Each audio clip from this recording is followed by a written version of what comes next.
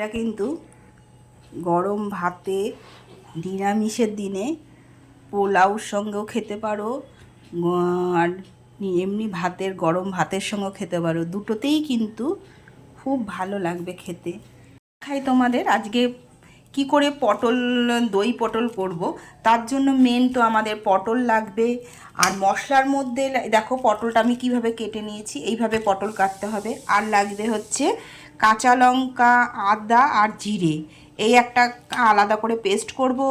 আর paste করব কাজু আর পোস্তটা আমার এখানে গুঁড়ো করাই আছে, আমি এখানে আবার দিয়ে গুঁড়ো আবার পেস্ট করে নেব। আর লাগবে টক দই। এই কটা উপকরণেই কি, তাহলে চলো এবার বানাই।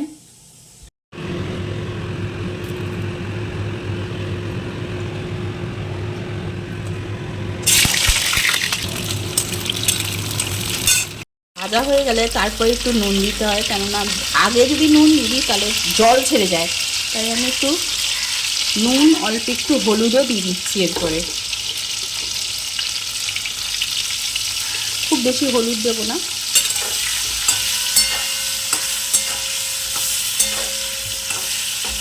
পটলটা কিছুটা ভাজা হলে এটা করতে হবে।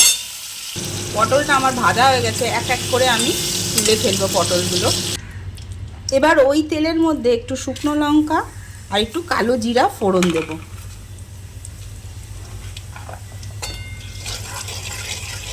দিয়ে আমি এক এক করে সব মশলাগুলো দিতে থাকবো।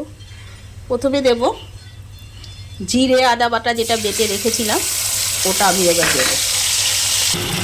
এবার দেবো একটু হলুদ,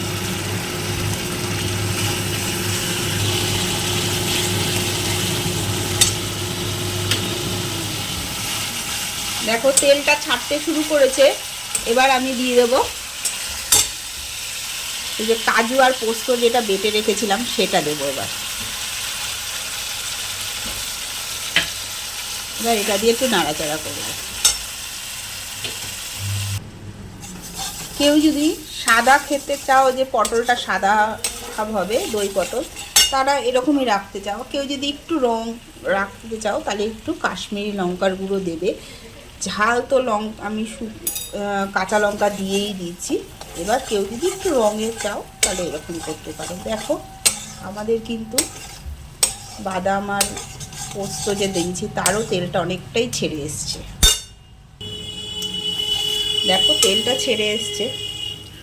এবার আমি একটু মিষ্টি দেবো, তারপরে দেবো টক দইটা। মিষ্টিটা আমি অল্পই দিচ্ছি, এবার যে যেরকম মিষ্টি খেতে চাও সেই অনুযায়ী দেবে। এবং টক দইটা কাদের কীরকম টক, বেশি টক হলে 2 চামচ দেবে, আর মিডিয়াম হলে 1 চামচই দিলেই হবে, ছোটো চামচে।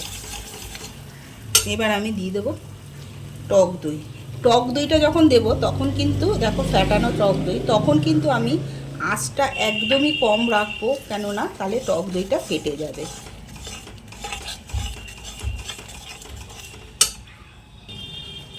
দেখো এবার আমি পটলগুলোর মধ্যে দিয়ে দেবো। আমি কোনো রকম জল দেব না।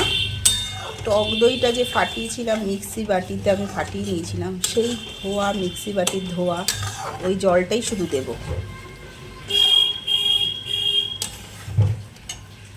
আর 2টো কাঁচা লঙ্কাও দিয়ে দেবো। দেখো তেলও ছেড়ে দিয়েছে, পটলগুলো সফট হয়ে গেছে। এমনিতে তো আমার ভাজাই ছিল পটলগুলো। দেখো আমার কিন্তু দই পটলটা কমপ্লিট।